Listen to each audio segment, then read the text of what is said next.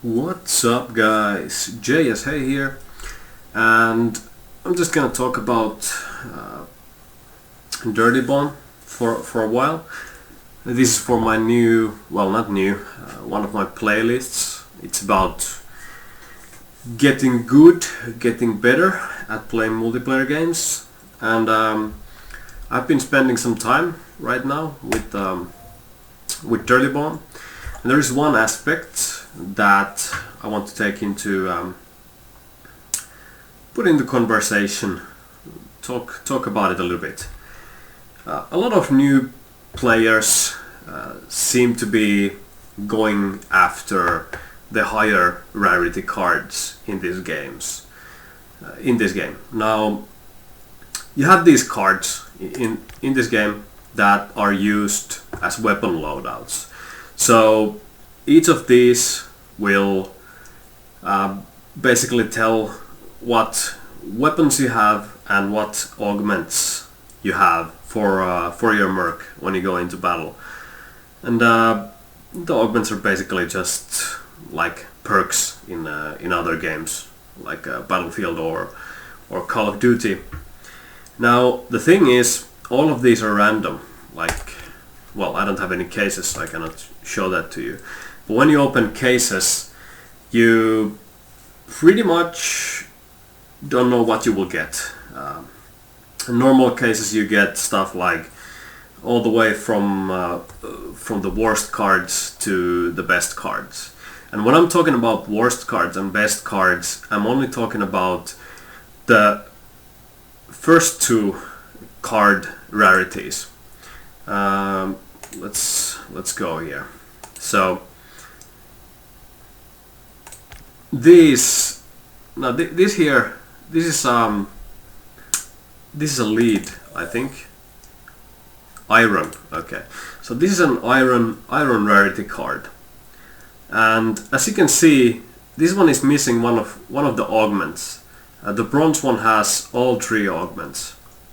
Now the weapons don't you don't lose weapons. You always have the three weapons and that are automatically rolled. But what you don't have is that these cards that are of small lesser quality, like the iron and this lead, they offer very little in terms of augments or perks to the player. So that means that you would always, if you want to play this game on a proper level, you should always go for a bronze card, because that means you have the maximum amount of game affecting buffs or things. Now the thing with these loadouts is that after the bronze, the only thing that changes is sometimes the melee weapon of the loadout. Like this same loadout will be called the same BL33 standard operator if it's on silver, like this one, or if it's on gold, like I don't have that one, or if it's on cobalt, the most highest rarity. Well, you have some beta tester stuff or something like that, but I'm not gonna go there. So these cards are pretty much the best you can get in terms of gameplay affecting things. So what I'm personally doing is collecting all the best loadout cards. In my opinion, the best loadout cards for all of the different mercs. And currently, I'm playing Nader, Proxy, and Skyhammer mostly. And for Nader and Proxy, I already have the card that I want, and Skyhammer I'm gonna get it later after this one goes to 7,500. That's the cost of you buying any of these loadouts directly from the store.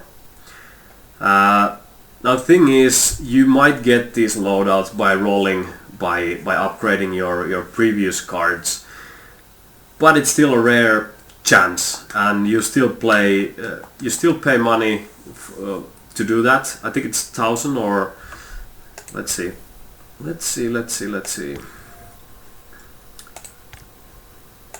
I think it's still... Drones are for bagpipes and close air support. Yes, I am a master at both. Bronze? Is this 1,000? Yeah, okay. So you need 3 lead rarity cards and 1,000 credits for you to upgrade your card into a bronze loadout card. But when doing this, you don't know what you will get. Like, you can get the most useless card imaginable from there. That's why I am going after direct money. Go here and get the core cards, so to say, that I want to get. Now later I will just keep on upgrading things. Of course, things will always go beyond bronze. So, but if they don't have, if the silver, gold, or cobalt, or obsidian, or whatever, if that rarity doesn't have the loadout that I want, the most useful loadout for that merc, I'm not gonna use it. Like, I'm not going after bling, I'm going after usability first and foremost. So for Nader, I've chosen this one, CR81 Superb Operative. Now you have Krochny here, very good. SMG, Selbstadt, I don't really know, I guess it's okay, like basic pistol. Backhill combat knife. Now knives are good. If you have a cricket bat here, then it might affect you negatively, because the cricket bat actually takes a big chunk of your screen and blocks it, like the model of the weapon blocks a big amount of your screen, and you can actually, it can blind spot you. So if you have an enemy around here or something and you have the big ass thing here, it might block your view. Anyway, and to the merc itself. So for Nader, what is its function in the game? What is Nader doing? So it's supposed to destroy enemy placed items like health stations and ammo stations and so on. Of course, proxies, mines also. So bigger blast means that, well, reads there, 10% increase the blast radius. So you will more easily destroy items if you have this one. And then you have failsafe in here, which reduces your own damage from your own explosives. Now some of you might be asking, why this? Like, why do I need that? Because I'm such a MLG pro, 420 no scope. So I don't really need to use failsafe because I don't run into my own grenades. But then a couple facts. The grenade launcher does 90 damage on a direct hit, and that 90 damage is enough to kill Aura, Proxy and Kira in one shot. One shot and they're dead, they're gone, if you manage to land a direct shot. Now the thing is, with this one, you can actually use the grenade launcher as a sort of shotgun. Like, I know a shotgun doesn't explode in your own face, but with this ability, it is possible to do a close quarters combat with your grenade launcher and still live, because you have the minus 30 damage from that. And then you have quick eye, which means you can move faster with Krochny and Selbstadt while you're aiming down sights, which is very cool, very good for fighting against snipers. You keep on hitting them, landing hits on them, so they can't aim properly, and you can still move so they don't hit you so easily. Very good perk. Okay, next up, proxy. Now, some people are saying that they like the SMGs better than the shotguns, and to be honest, I have to say they're playing proxy wrong, because proxy is a weak character, and SMG is supposed to be sort of ranged weapon, or you can use it in close quarters, but you would need a little bit more health. I know proxy is fast, you can dodge stuff easily, but you can land body shots, at least body shots on proxy very easy, even if they're jumping left and right, wall, backflips, whatever. You can kill them very easily. The thing is, it takes time to kill with this gun, and a character so weak as proxy shouldn't stay within the vicinity of your enemy for a long time, because that means you will most likely be dead. The fights need to be fast. The fights need to be over fast, and SMG doesn't really feed into the speed of proxy. Like, what do you do if you go right next to the guy, run right next to the guy with an SMG? You're just going to have a little bit more chance of hitting them in the head, but so do they. You're not going to outgun them with an SMG. So that being said, shotgun is the way to go, because with shotgun you can one-shot most of the mercs if you shoot them to the head. The only one that you cannot one-shot is Rhino, because Rhino is OP and QQ and whatever. So for proxy I chose this one, and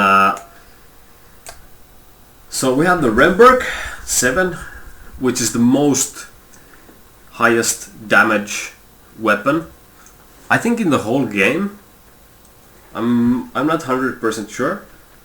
Like it does 60, no, not 60, it does 95 or 97, if I remember correctly. I just read it from Wiki some hours ago. So you have huge burst damage capability with this one. Then you have Tolen MP, just an automatic pistol, very good for a little bit ranged action. And then you have the knife. Knife is cool because no obstruction of the view and so on. In this loadout, which is in my opinion very nicely named, Turbo Close Assault. Now Proxy is a super fast character, and she's going to jump around a lot, move around the map, very speedy like. So having a thing like Flying Pig, which means you don't take fall damage, makes it super maneuverable. Like, you can just jump around the map left and right, go from walls, climb whatever. Like, if you want to go somewhere, if you have this, then you're the most versatile merc in this game when it comes to movement. Then you have double time, which makes it so that you can reload your weapons while you're sprinting. Now this character is super fast, and you can sprint around corners, you can sprint away from danger. Like, you can shoot couple shots off with this, dealing tons of damage if they land correctly, and then you can run away, reload and repeat, or come from the other side or whatever. Like, you can flank, you can jump, you can do so many things, and all the while you can make sure that your weapons are ready for action the next time you meet somebody. And this, I would say, is one of the jewels in this loadout. Now, you don't really want to, or me at least personally, I don't really want to stick with my teammates, like stay next to them like super close, because with this one I need to get into close range. I need to do maximum amount of damage, and that means I'm going to take head-on battles with super close ranges. So I can't really stay back and ask for ammo all the time from my teammates, and especially like if I want to go sort of like ninja to the enemy areas, it's hard to do. It's hard to do if I have this big, more slower Skyhammer or a medic following me around. Like one merc, it's harder to spot, especially this fast one. And so what this does is that you can actually replenish your resources, your ammo and your health on the go. Like while you're killing people, you're getting more resources to kill more people. So normally these would run out of fuel, or your health will be in such state that you will just get gipped by one pistol shot. So with this one, with this looter, this feeds this baby, which bang bang shoots people in the head, which feed more of this baby. So with this build up, you can just go around the map like a cyclone, bang bang, people dead, bang bang, grab their gear, grab their loot, bang people more. It's endless. Like if you're not killed, of course you will get killed, but this will go much further than if you didn't have the looter in here. Like you would run out of shotgun ammo pretty quickly. So with this, not gonna happen so easily. Okay, and then for the last one, Skyhammer. Load it up, load it up. Please, today. Could I get it today? Okay, so what is the role of Skyhammer? You're the support guy. You're going to throw ammunition to your teammates, and you're also the #1 destroyer of EVs. You're the only class that can insta disable an EV. With a well-placed airstrike, EV goes from full health to disabled. And my personal favorite, the one that I'm going to buy once I get ding ding ding enough money here, is going to be this one. And one of the reasons is rifle, PR16. Now, some of you might be screaming already because burst fire! I don't want burst fire! It's actually pretty good, burst fire rifle. You just need to know how to aim with it. That is with every weapon, of course, but with the burst fire or single shot, it's even more important to be on target. But the amount of damage this weapon can dish, and in my opinion, the accuracy, the pinpoint accuracy that this gun has, especially when you're aiming down sights, it's just phenomenal. And it deals a little bit more damage, 1 point more damage per bullet than the other rifles. And the burst, if you land the burst to the head of any of the weakest characters, it's an insta-kill. Like if they're coming straight towards you and you aim down sight and you shoot them in the head, and all of the 3 bullets will most likely hit them if they're not moving sideways or any other way, that's an instant kill. Like that's something that is harder to pull off with the other assault rifles. You have Simeon. I would prefer the Magnum or whatever, .40 or Desert Eagle for more damage. Then you have the knife. Knives are cool, not obstructing your view. You have extra ammo, which is kind of questionable because if you're a good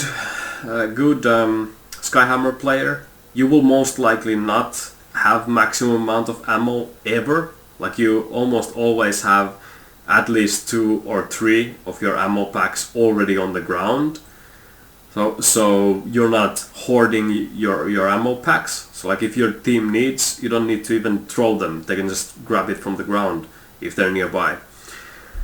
So moving on, you have quick slash, increases melee attack speed by 25, which is nice if you're afraid to use this baby for close quarters combat, because you need to land the headshots with this weapon. And then you have the most important aspect of this whole build-up, the extra supplies.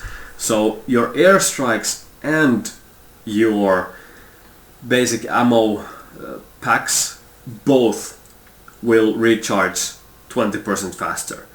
Now for the ammo packs, yeah, it does affect, of course, because they're constant, like you're constantly throwing them around, and taking that chunk out of the cooldown is very, very nice to have.